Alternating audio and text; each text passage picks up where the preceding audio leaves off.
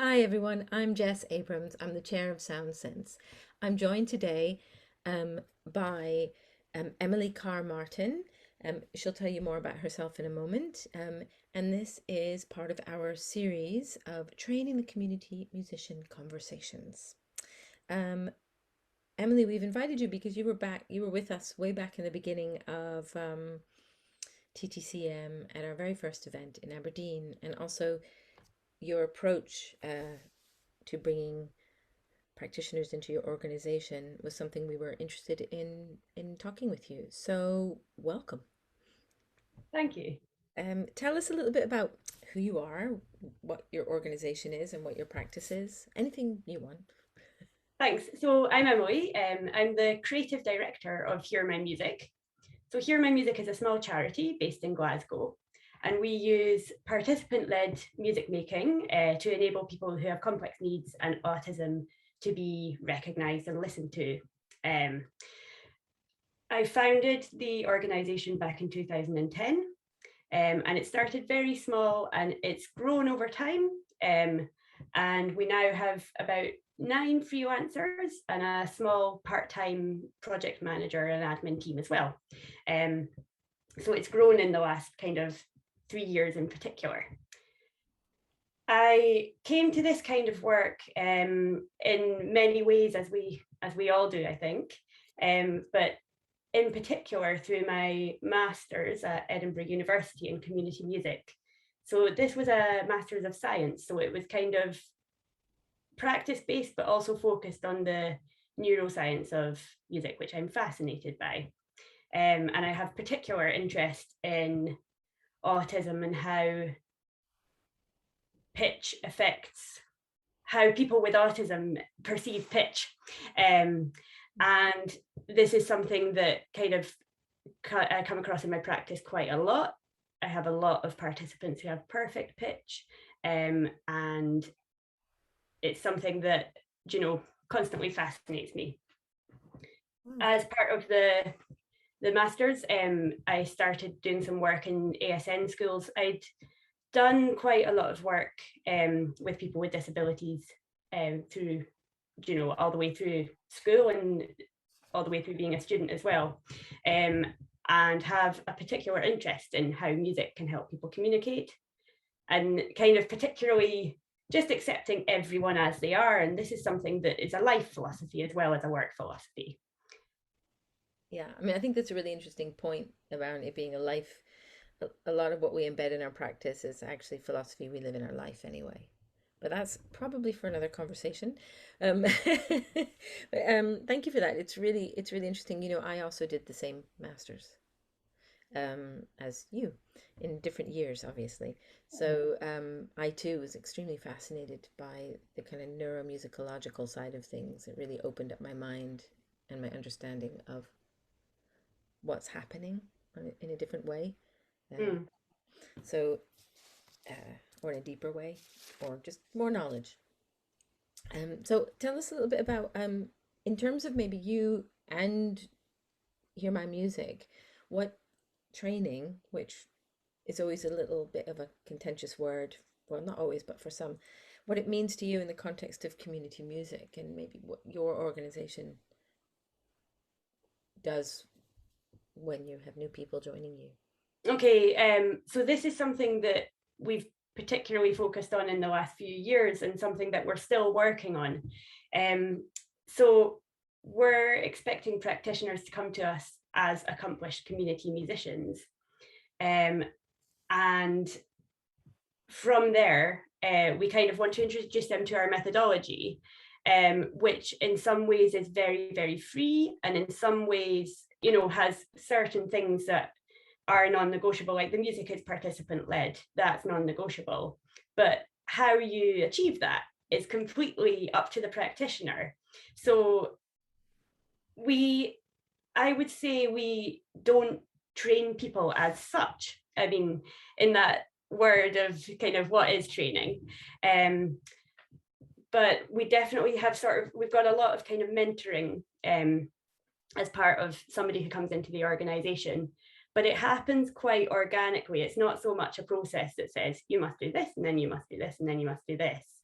we want to kind of give people the space and the experience, and then hope that from there, somebody ends up with the confidence to be the practitioner, the best practitioner they can be.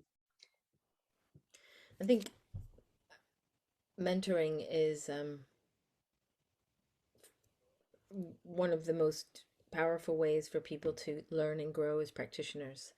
And so when you say it's not formal, what does mentoring look like? What happens when somebody joins your organization, even as a seasoned community musician? So this is something that we're kind of constantly reviewing. So it will probably change this year. We were reviewing our sort of mentoring practices before COVID and then had to change everything. So we're slightly behind where we planned to be with this sort of formalized kind of mentoring scheme. But how it's worked in the past is somebody, as an example, somebody starts as a volunteer, just kind of works on a project and then becomes a trainee on the project.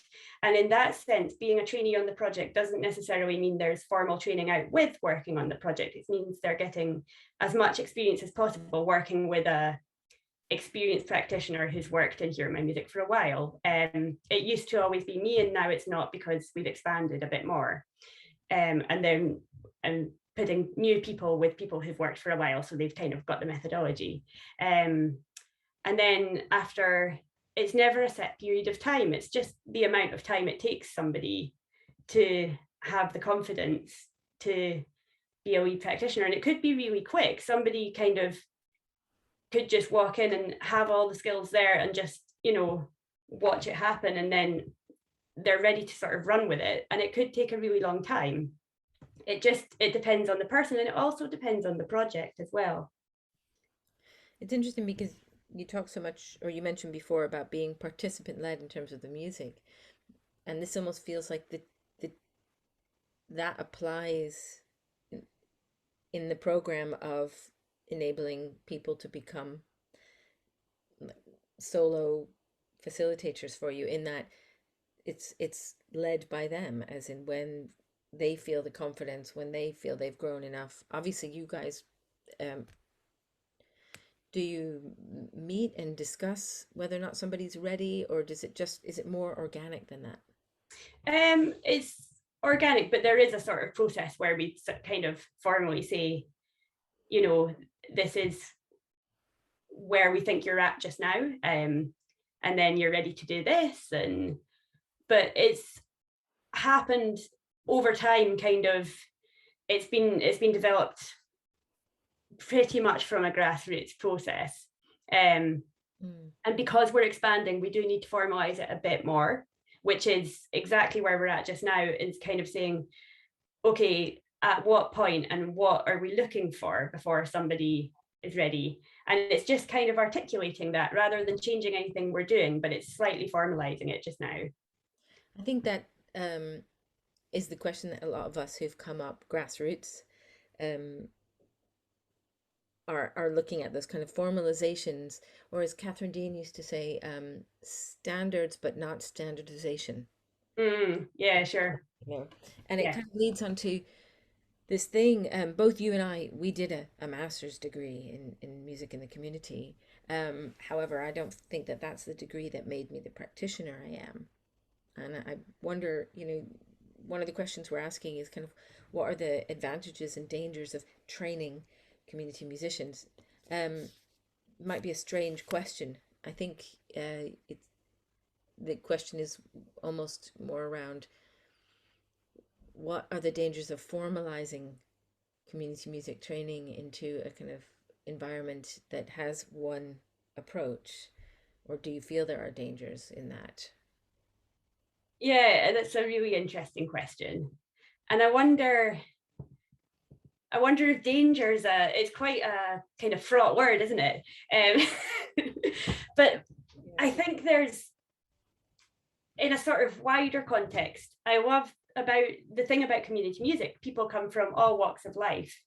And I think that's really valuable for the field, because there's so much peer learning, there's so much peer sharing. And when somebody comes in, you know, from a different background to you, you're going to get so much from them. But in terms of studying community music, I think if it's done in a good way, kind of the course teaches you how to be reflective. I think being reflective is probably one of the most important things. Not thinking you know everything. So if a course says you will graduate and then you will be able to do this, then I would say that's not going to be helpful. But if a course says here's all this knowledge, here's all this, you know, always be fascinated by everything and then always learn more, then that's brilliant. There's no harm in that at all. I think it would be sad if we ever got to a point when you had to have some sort of formal qualification to do this work, because there's amazing people with experiences that are so valuable. I'm with you there, actually. I very much agree. And that's one of my fears, is that that's another conversation, but that it becomes such a standardized profession. Yeah. The lived experiences get devalued. Yeah. Yeah. And I think that's part of Sound Sense's vision, is to ensure that it stays broad and open, Yeah. the sector, and we don't end up closing up too much, but welcoming all, whether people come through academic routes, through Yeah. community routes, you know, that it is about ensuring people are reflexive. And I mean, this Yeah. is exactly what Lee said as well. So I think it's interesting. You're my second interview, and basically that is the quality, or the teach, that both of you have commented upon. Yeah. You know, It's really important. And for myself in my own practice as well, I'm always kind of trying to improve my reflection. If there's anything I'm working on most, it's that, you know. And I think it's a kind of lifelong goal, isn't it? again, we practice what we live, perhaps, as well, and not only in our work. Yeah. So, last question. If all community musicians had to develop 3 attributes or skills, regardless of the setting in which they develop them, what would they be? Bearing in mind, of course, they can develop more than just the 3, but So I'm going to be slightly cheeky and not answer this with 3 attributes, because I think there's the things that are fundamental that don't need to be developed in the community music practice. You have to be a good and flexible musician. That has to be there. But I don't think that's a skill of a community musician. I think that just is a core kind of thing. And I think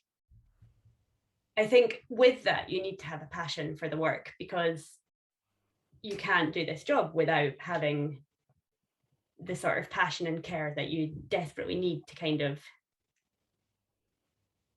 do it all the time. And, you know, it takes a lot out of you, but you get so much from it. So, you know, you need that. As I mentioned, I think the skills to reflect are probably one of the most important. And within that, that's a sort of the skills to listen to somebody and sort of read a room, read a person. And that's one of the skills that I think is the hardest to teach, but probably one of the most important. I also think it's very important to be able to be unflappable, in the sense that something unexpected can happen, and it's how you then react to that. And it might, you know, disrupt your plan, it might disrupt everything, it might disrupt others in the room, and it's managing that. I think that's a really important skill, and that's particularly in the context of our work, because things, I mean, in community music, things happen all the time, but we have to react to unexpected things at all times.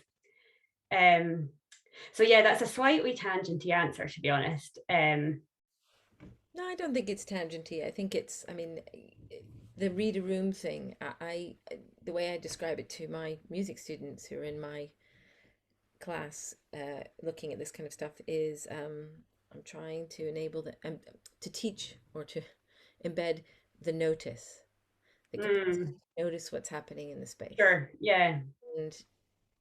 And I think the unflappable thing is really interesting, and not something people often comment on. I mean, they might say to be a responsive and flexible practitioner, but unflappable, it's really true. It's you know, okay, that person over there's cut themselves, but I have 15 people over here, and I'm gonna Yeah. hold It's that. manage it, and you know, afterwards you can flap as much as you like, but in the moment, like you have to just be as level-headed as possible, and not only kind of remain like that, but manage the situation so it's still a good experience for the participants. Yeah, absolutely. And I guess if we were looking at attributes or skills, that ability to stay present in the moment, stay focused, stay authentic. Um, Yeah. yeah, I guess authenticity is quite a big one as well. um you know, being, even though our sessions are completely participant led, you have to still be your own musical self, and I think that's yeah, important, kind of, to not just do something for the sake of it, to always know, like, what's the point of this, what's the purpose, and kind of have that in your relationships and your music relationships. absolutely. And hopefully the participants also have that sense of connectivity to the music and Yeah, through the music, and as a group. Yeah. Gosh, Emily, thank you so much. It's really interesting to talk, and there's so many little points, I'm sure, when we watch this back where we think we could just go on a whole journey of a conversation on I'm going to stop myself now because I'm like this or that or this. But I hope we have more conversations like this. And I don't know if you're coming on the 20th or 21st of September to the TTCM online events, but I'll make sure you have the details on thank that. you. So it'd be great. Thank you so much, Emily. And we will see you hopefully live and in person somewhere in the future. Have Thank a you very much. great day.